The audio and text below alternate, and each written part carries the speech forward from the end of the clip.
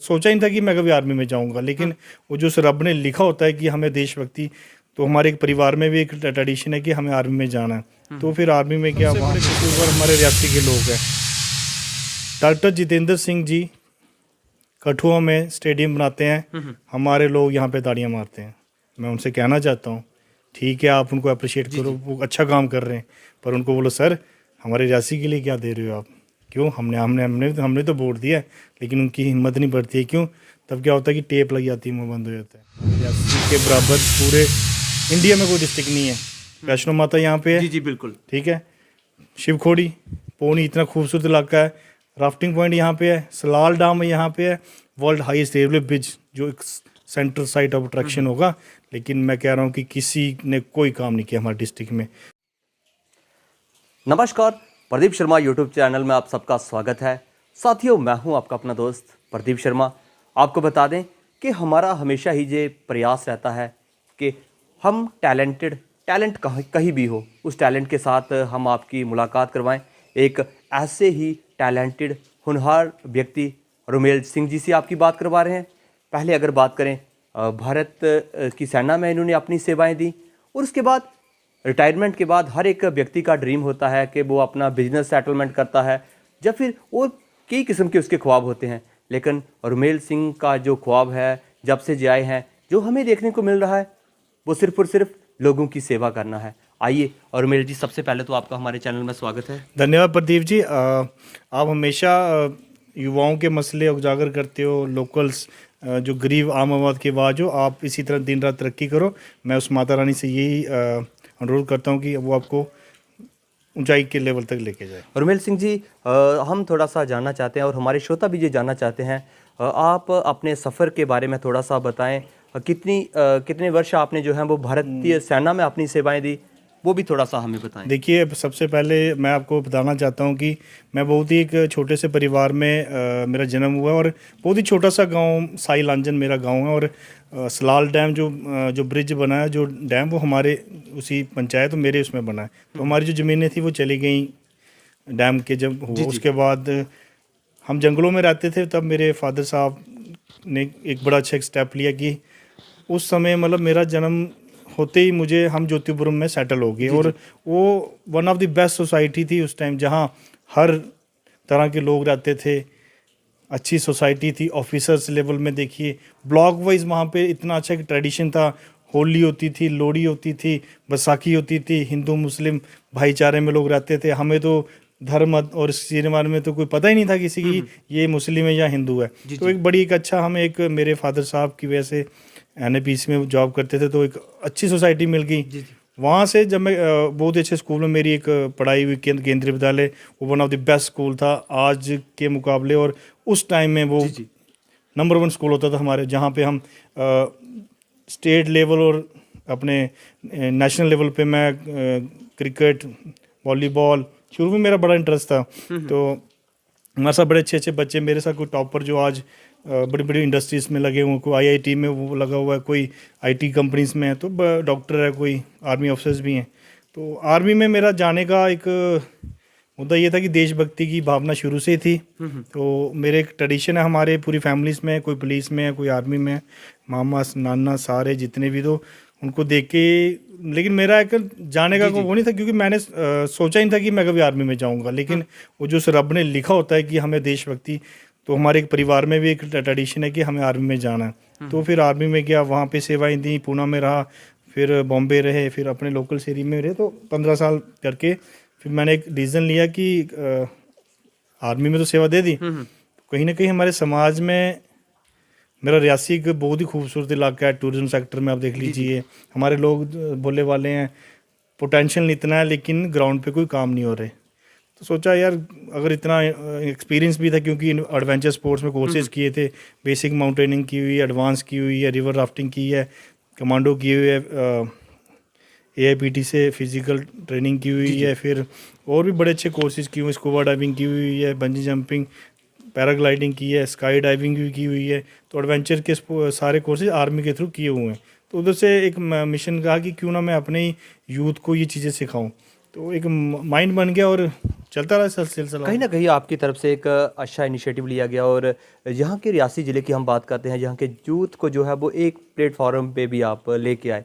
क्या लगता है उस यूथ को जो आप एक प्लेटफॉर्म पे लेके आए हैं, कितना उससे उस यूथ को जो है वो बेनिफिट हो रहा है? देखिए रियासी डिस्ट्रिक्ट में जब मैं एंट्री की तो मैं कहता हूँ कि एकदम से अंबर फटता है तो मेरे पे सिस्टम आ गया, भैया आप कुछ करो नहीं करो, सबसे पहला मुद्दा अनएम्प्लॉयमेंट का है। जी जी। हम टूरिज्म सेक्टर में बाद में काम कर सकते हैं, लेकिन आप इन रेलवे कंपनी से बात करो। तो कोशिश की, सफलता भी मिली, थोड़े बहुत लड़के एडजस्ट हो, लेकिन क्या थी यहाँ पे सिस्टम ख़राब था। तो जहाँ तक हो सकता था किया, उसके बाद माइनिंग आ गई। और मैं कह रहा हूँ कि सबसे पहला यूथ मैं होऊंगा जिसने माइनिंग पे प्रोटेस्ट किया। आप लोगों ने भी देखा, और मेरे जो सरपंच पंचिस थे, कावला सिंह जी थे, सारे जिनके मतलब कुशल नेतृत्व में हमने आज माइनिंग को एक माफिया खोरों से बचाया। पता नहीं कितनी थ्रेट्स आई, कितना कुछ है, मैंने कहा लेकिन सच्चाई का रास्ता मुश्किल है, जी जी। लेकिन जीत सच्चाई की होती है। माइनिंग का इशू सॉल्व किया, फिर यहाँ सबसे बड़ा एजेंडा बन गया कि यूथ को कुछ नहीं होता है। हमने कहा चलो ये वाला मसला भी देख लेते हैं। हमने किया सेटअप। आज आपको मैं बता दूं कि मिशन यूथ में हमारे पास 8,000 यूथ रजिस्टर्ड हैं, और हम एडमिनिस्ट्रेशन के साथ बहुत ही अच्छा काम कर रहे हैं, और एडमिनिस्ट्रेशन हमें एक अच्छा प्लेटफॉर्म दे रही है। हाल ही में मिशन यूथ में आप ही ने कवरेज की थी, तो मतलब एक वो बहुत बड़ी जीत है हमारी। तो यूथ को एक प्लेटफॉर्म कहीं ना कहीं बात करें, रियासी में जो है वो टैलेंट की कमी नहीं है, लेकिन क्या लगता है प्रशासन की तरफ से भी वो सहयोग उन युवाओं को, उन बच्चों को मिल रहा है जिसके वो हकदार हैं? नहीं, बिल्कुल नहीं मिल रहा है, कोई दो राय नहीं है। रियासी को बर्बाद किया इन लोगों ने। मैं कहता हूँ कि सबसे बड़े कसूरवार हमारे रियासी के लोग हैं। डॉक्टर जितेंद्र सिंह जी कठुआ में स्टेडियम बनाते हैं, हमारे लोग यहाँ पे ताड़ियाँ मारते हैं। मैं उनसे कहना चाहता हूँ, ठीक है आप उनको अप्रिशिएट करो, वो अच्छा काम कर रहे हैं, पर उनको बोलो सर हमारे रियासी के लिए क्या दे रहे हो आप? क्यों? हमने हमने हमने हमने तो वोट दिया है, लेकिन उनकी हिम्मत नहीं बढ़ती है। क्यों? तब क्या होता है कि टेप लग जाती है, मुँह बंद हो जाता है। लेकिन हम तो बोल रहे हैं ना। तो सबसे बड़े कसूरवार हम लोग हैं जो हम बोलते नहीं हैं। हमारे रियासी के बराबर पूरे इंडिया में कोई डिस्ट्रिक्ट नहीं है। वैष्णो माता यहाँ पे है, जी जी बिल्कुल। ठीक है, शिवखोड़ी, पौनी इतना खूबसूरत इलाका है, राफ्टिंग पॉइंट यहाँ पे है, सलाल डैम यहाँ पे है, वर्ल्ड हाईएस्ट रेलवे ब्रिज जो एक सेंट्रल साइट ऑफ अट्रैक्शन होगा। लेकिन मैं कह रहा हूँ कि किसी ने कोई काम नहीं किया हमारे डिस्ट्रिक्ट में, ज़ीरो डिस्ट्रिक्ट की हमारे।